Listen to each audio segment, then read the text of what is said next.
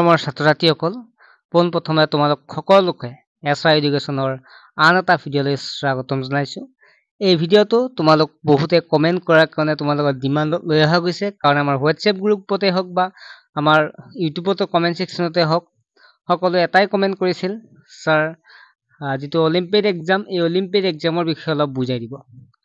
ছাত্ৰ-ছাত্ৰীসকল, তাৰ আগতে মই তোমালোকক জনাব বিচাৰিছো এটা ভাল খবৰ বুলিয়েই ক'ব পাৰো, কিয়নো মাত্ৰ 99 টকাতে যিসকল ছাত্ৰ-ছাত্ৰীয়ে বঞ্চিত হৈ আছিল পঢ়াৰ পৰা, টিউচনৰ পৰা, তেনেকুৱা ছাত্ৰ-ছাত্ৰী এতিয়া ঘৰতে বহি মোবাইলটোৰ জৰিয়তে পঢ়িব পাৰিব। ছাত্ৰ-ছাত্ৰীসকল, মেথছ, সায়েন্স, ছ'চিয়েল সায়েন্স আৰু ইংলিছ মাত্ৰ 99 টকাত সুবিধা লাভ কৰিব পাৰিব। এই অনলাইন ক্লাছত জইন হ'লে নোটছবিলাকৰ কাৰণে চিন্তিত হ'ব নালাগে, নোটছবিলাকো আমাৰ পৰাই দিয়া হ'ব।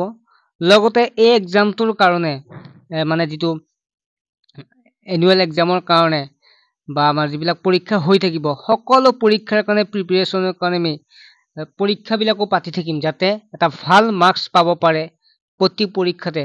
ক্লাছ 6ৰ পৰা 10ৰ যিবিলাক পৰীক্ষা আছে সকলো পৰীক্ষাতে পাব পাৰে ছাত্ৰ-ছাত্ৰীসকল। গতিকে দেৰি নকৰি হোৱাটছএপ নাম্বাৰটো SMS কৰি সোনকালে জইন হওক আৰু সুবিধা লাভ কৰক।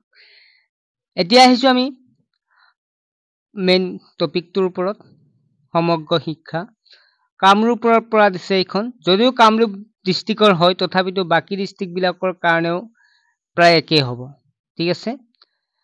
এই পৰীক্ষাটো যিটো আছে science and maths olympiad exam, এই এক্সামটো 20 মাৰ্চত অনুষ্ঠিত হ'ব বুলি ইয়াত উল্লেখ আছে। ইয়াৰ উপৰিও এই পৰীক্ষাটো 5টাকৈ লেংগুৱেজত হ'ব, সকলো ঠাইৰে হ'ব একে কথায়ে। ইংলিছ, হিন্দী, আছামিজ, বেংগলীৰ পৰা আদি কৰি বড়োলৈকে 5টা লেংগুৱেজত এই পৰীক্ষাটো হ'ব, অৰ্থাৎ 5টা ভাষাত হ'ব। আৰু পৰীক্ষাটো হ'ব OMR বেছ। তোমালোকে জানা OMR বেছ, এতিয়া আজিকালি সকলো পৰীক্ষা মেলি OMR বেছতে হয়, গতিকে OMR বেছত হ'ব। ইয়াৰ উপৰিও আমি যদি পৰীক্ষাটো কোন ছাত্ৰ-ছাত্ৰীবিলাকে দিব পাৰিব, তেতিয়াহ'লে 6ৰ পৰা 10লৈকে দিব পাৰিব। 6, 7, 8 এই তিনিটা ক্লাছৰ কাৰণে 20 তাৰিখে হ'ব 11 বজাৰ পৰা 1 বজালৈকে। 9, 10ৰ হ'ব 1 বজাৰ পৰা 3 বজালৈকে।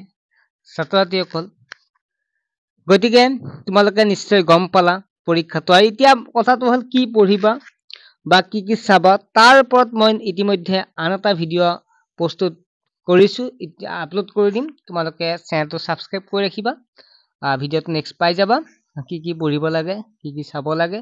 আৰু আমি নোটছবিলাকো আমি ইউটিউবৰ জৰিয়তে হওক বা যেনেকৈ আমি প্ৰভাইড কৰিব চেষ্টা কৰিম। আৰু অনলাইন ক্লাছত জইন হ'ব নাপাহৰিবা।